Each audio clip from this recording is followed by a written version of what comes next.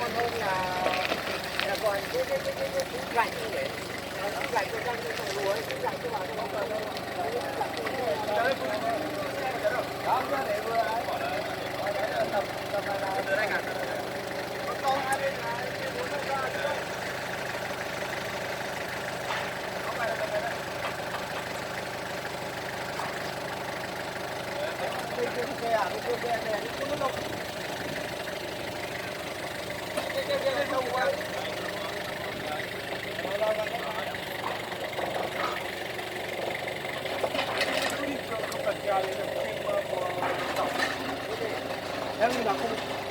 Nâng mà không quay được là nâng mà không quay được nâng mỗi máy này nó nâng gạch mới vừa ra sát chùa mà chùa được đây đấy đó thò cả đây đó rồi đó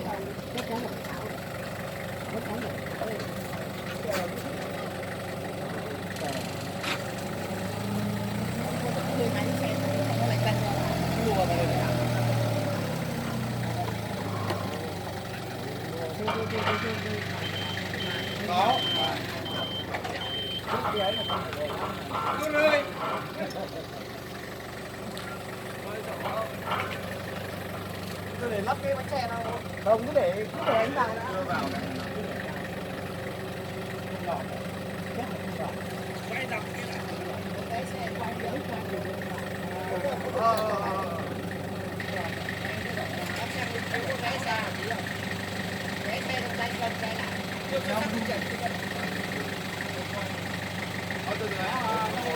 bỏ tay ra anh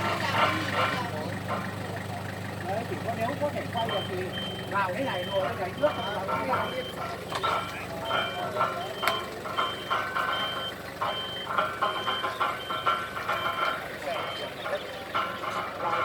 vào vầy không vào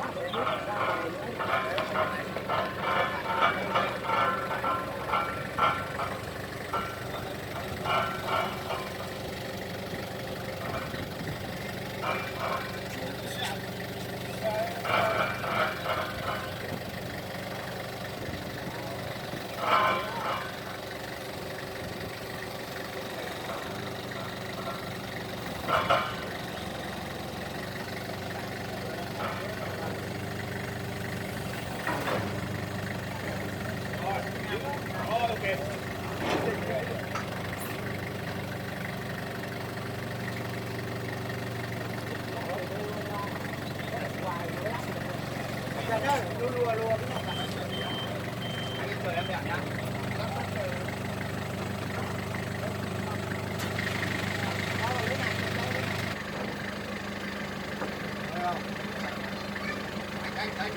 anh muốn đi sang đường có gặp gì không? Tao sang cái đường kia. Cái để anh đi càng ngoài để nó. Đâu rồi? Đâu cái này. Quăng nó lên trên đó.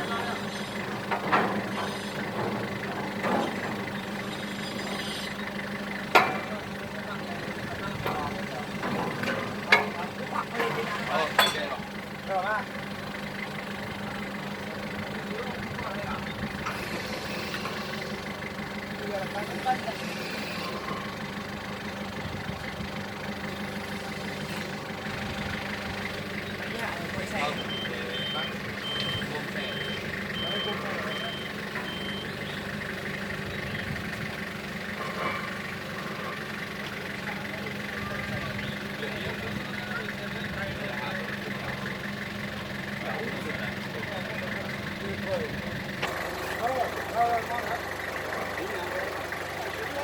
Con nóng mắt rồi đi vào. Cây làm sao để em rút ra để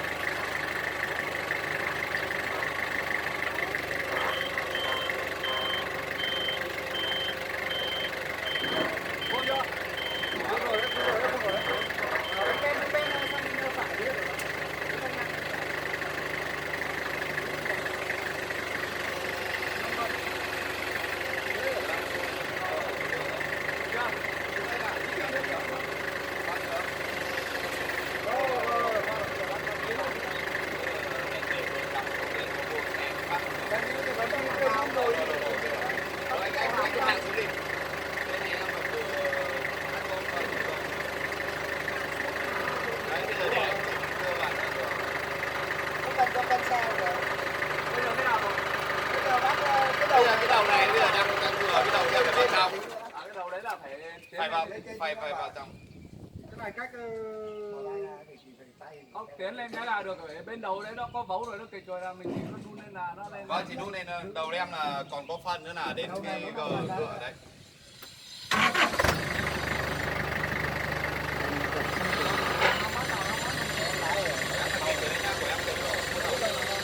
rồi rồi.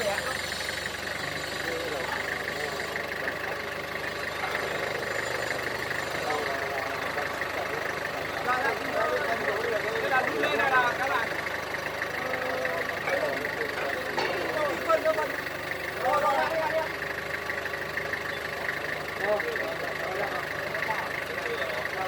Hết chưa? Rồi cho anh lắc này đấy. Ôi tí nữa. Năm nay ngày tới trường học cao chứ biết cái này tới dân lâu chở bà đi. đây thì này ấy đấy là ăn là không thâu. Tôi về tôi lấy. Bỏ quay lại cái máu thôi này.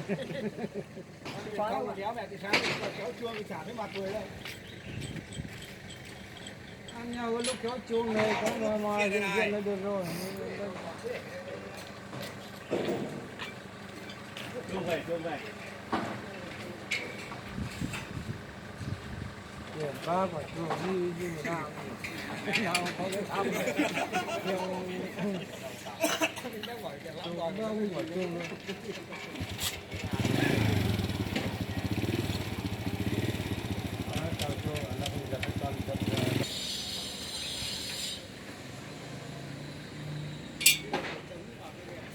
Được rồi con. Đấy chăm một cái mỏ đen gì ạ? Trôi nặng mấy tấn mấy đại. 7 tấn nước ấy mà.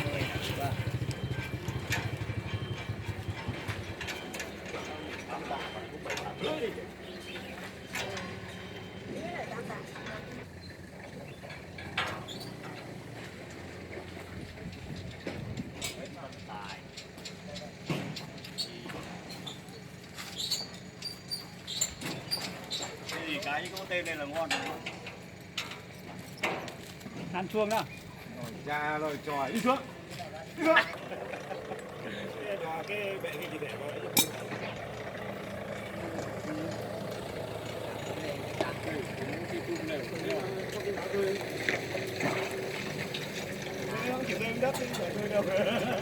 Gì đó? Đổ dưới Nếu bị nó có rơi là nó rơi ca đấy. cái rồi hết pin rồi.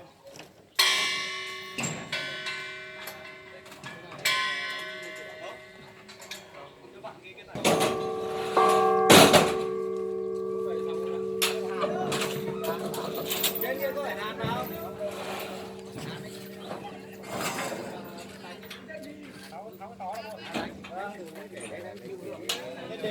Lên.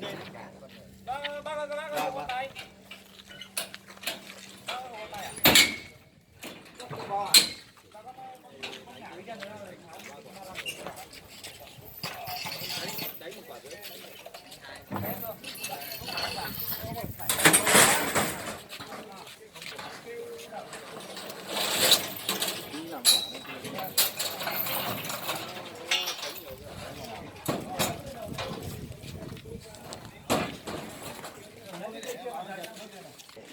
Có gì cũng gọi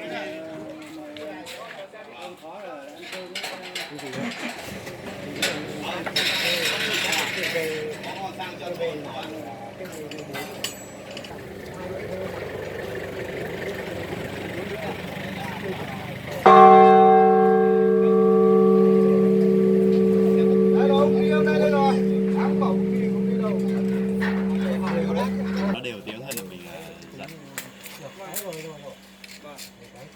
Khả năng mua nó cũng tốt. Đây còn hai tay được 3 chu nay ra cố thêm. Đấy, đứng trên đấy ông lắc rồi không biết. Đấy, cái chuông này rồi. Đây. Đây cũng nhà đấy. Đây cũng nhà đây mấy cánh.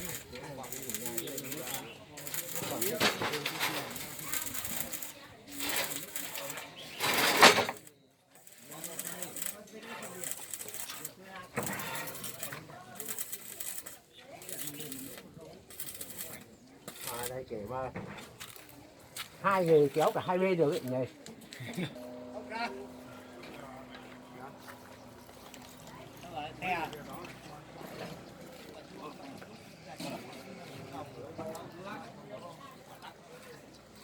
Đạt vào 500 giật 1 triệu ra đây nào, quả đây giật cái đầu tiên nào.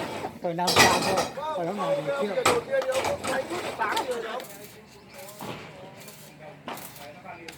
Bánh phải nó kêu nhau không ơi? Được mà, bởi vì mình đang thử mà.